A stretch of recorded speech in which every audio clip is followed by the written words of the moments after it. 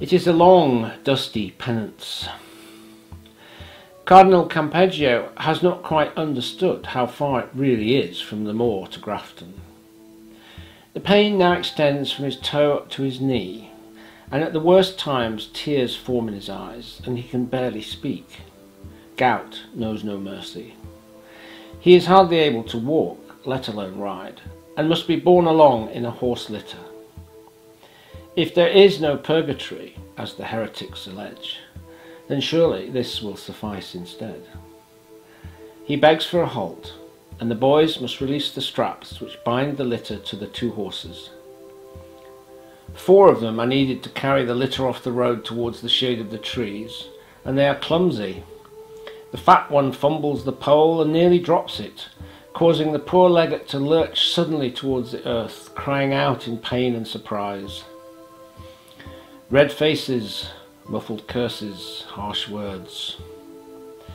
They pick up the litter again and manage to set it down gently beneath the shade of a broad oak.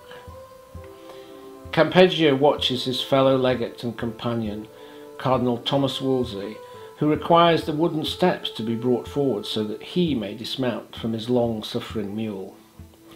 With this achieved, they bring his travelling stool up and set it down next to the litter. Wolsey lowers his bulk hopefully and settles down at last. He is not accustomed to travelling like this, so poorly attended, but the humiliation of appearing upon the public road with nothing more than a dozen servants must be borne gracefully. The king has commanded him to come without ceremony, no train of hundreds of attendants today, and the great crosses which he likes to have carried before him have been left behind. The servants fret and bustle around them, bringing a leather flagon. Campeggio takes a drink. The wine is warm, almost hot, and tastes like vinegar mixed with piss. He spits it out onto the grass and crosses himself, then turns to Wolsey, his face tight with disgust. Why Grafton? What is there at Grafton? Why must he drag us so far? Wolsey's face is still flushed from the exertion of dismounting, but his eyes show only calm and patience. He has not risen so high by being easily discomfited. With a small movement of his finger, he conjures another flagon from one of the servants. He tries the wine himself and finds it acceptable. Then he has the boy hand it to Campeggio, who drinks from it gratefully. 3 reasons, Eminence. 1, we must be punished for disappointing him. 2, the deer are in full season and there is good sport here. He sighs now, and accepting the flagon back from his wincing companion, he takes his own refreshment. And the 3rd? Campeggio asks, curiosity distracting him from his pain. Ah, Wolsey replies, yes, indeed, there is a 3rd reason. It is known to all as the birthplace of his grandmother, Elizabeth Woodville. It is where King Edward found a woman of low pedigree very much to his liking, and made her his queen, to the great fury of his counsellors and those who thought they might rule him. In making us attend on him at Grafton, he spells out his message. In the matter of his marriage, he will have his way and do as he pleases, whatever the cost. For in his secret heart he thinks himself very like his grandfather. Campeggio groans. God have mercy. And he has the harlot with him? She is his Woodville? Wolsey only smiles in silent assent. They sit in silence together, each one retreating inward. For Campeggio the worst of it is over now. He must play his part in a tense but hopefully amicable farewell to the king, and then survive the long journey home again. He will pray for fortitude and patience. He will be warmly received by both His Holiness and the Emperor, and rewarded for his service in this terrible charade, but cannot conceive of any material benefit sufficient to recompense him for the ordeal he has suffered.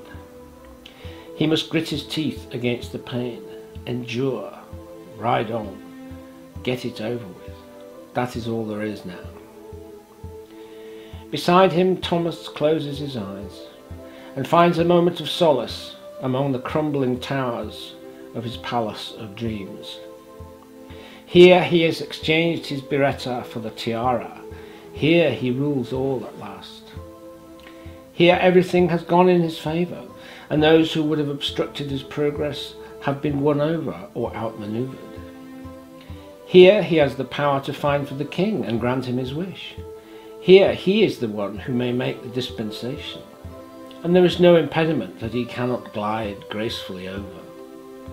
Within these fantastical golden walls they reign together, an English king with an English pope, secure in their triumph. He is supreme and can rise no further, except into the final embrace of Christ. Oh, how sweet it is here, how tranquil. Every aspect pleases, every stone and pillar is perfectly made, and everything is furnished to his own exquisite taste. Greater than any earthly gift, greater than the beloved palace he has bestowed willingly upon the king's grace, without a murmur, without even a thought of protest. He opens his eyes and forces himself to return to the heat of the day and the bitter taste of reality. The servants are restless now, they must proceed at once. He turns to his fellow cardinal and puts on a wry smile. Come, Eminence, we must pick up our crosses once more and be on our way. The boys take up the litter with its long-suffering passenger and attach it to the horses once more. Wolsey mounts his mule, puffing and cursing, and the little caravan moves off again. A long and dusty penance indeed. But in Wolsey's heart at least there is the hope of redemption. Here at last is his chance to regain the king's ear, to pour the honey in, and to turn this unholy mess around. He has stumbled but not fallen, and has not lost his formidable powers of persuasion, his diplomatic genius. An hour or two with the king in private, and all will be mended. Peace will be restored, and his enemies will be forced to retreat, fearing his implacable hatred, and the vengeance which will surely issue from it. He grits his teeth and peers forward at the dusty road ahead. Not much further now.